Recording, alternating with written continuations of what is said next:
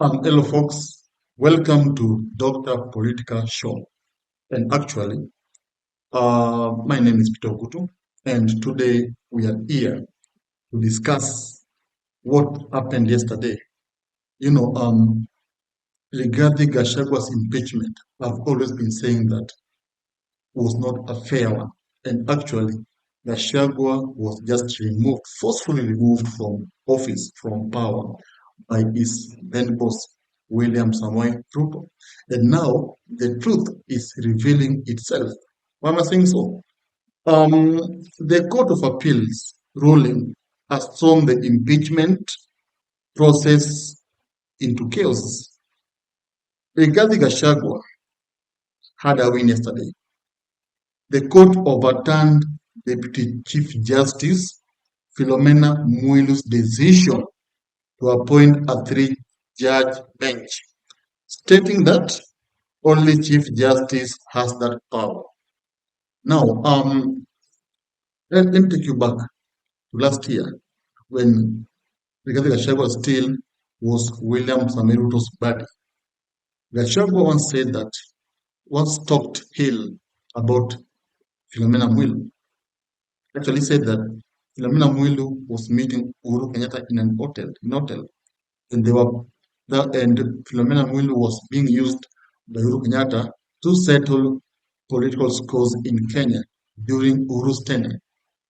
And now it is now coming to Gachagua. This lady, the Chief Justice, the Deputy Chief Justice, was somehow revenging. And I believe it's highly said that Ruto used her to impeach Gachagua. Now, this statement yesterday came with shock, and Mount Kenyans grew with hunger.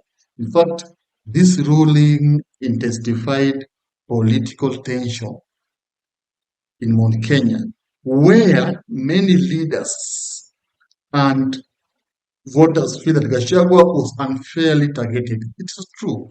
Gachagua was unfairly targeted. The impeachment was not a fair one. In this member of parliament, these people were paid to remove Gachagua from office. President Ruto did not want Gachagua in office. He wanted him out. Why? Because Gachagua was asking so many questions. And there's one thing Gachagua did in Mombasa. And this is where Ruto said, now enough is enough. Gachagua held a press conference immediately after President Ruto had his. And Ruto saw this as a competition. And the country was like, do we have two presidents? And then this is when Ruto now decided to impeach this gentleman. Now, Gachagua's allies argue that the impeachment process was rushed and lacked due process. I agree with that. And of course, this fueled suspicion that powerful forces like Ruto were behind the impeachment. They had no evidence. In fact, I remember the time Gachagua hired his lawyers, and then they faced Ruto's lawyers, and Gachagua's lawyers actually won the arguments. Now, um, there has always been bribery allegation from Gachagua's side. In fact, a heated exchange erupted in the Senate when Muranga Senator Joe Newton accused fellow senators of receiving 10 million each to vote for Gachagua's impeachment. Meru Senator accused his fellow senators that they had been paid 10 million each by President William Ruto. And of course, this came with hunger. And some people, especially among Kenya, believe that Ruto have betrayed them. And this explains why William Samoei Ruto does not go to Mount Kenya, because the president is guilty of what he did to Gachagua. And before he goes, he doesn't, nowadays, just take a look. He doesn't go to Mount Kenya. In fact, he has fully isolated Mount Kenya because he knows very well that Mount Kenyan people are not people to be betrayed. So he knows that these people will not vote for him. He knows that. That's why you see now the president is focusing his energy on Nyanza and other regions and western regions because he wants, when he heads to his re-election, he wants Mount Kenya to be isolated so that even if they don't vote for Ruto, but for him, the other the rest of the country will vote for him. He is doing it Raila style. Remember in 2007, sorry, when Raila was facing off with Kibaki, what happened? Raila managed to garner votes from other regions except Mount Kenya. In fact, Mount Kenya region is the only region that voted for Kibaki. And Raila managed to, to floor Kibaki. And Kibaki alikuwa chini. Raila won the elections. That is the fact. And it does not require any argument or any opinion. That's not opinionated. It is the fact that Raila won the elections. And this explains why he was erupted. And Ruto wants to do the same. Ruto wants to win these elections Raila style. That's why you see now he's holding Raila tight and he's reminding him that, I was with you in 2007. Now it's your time to be with me. And Raila seems to be playing along. And right now, he's giving Raila holding up power in his government. So, what am I saying?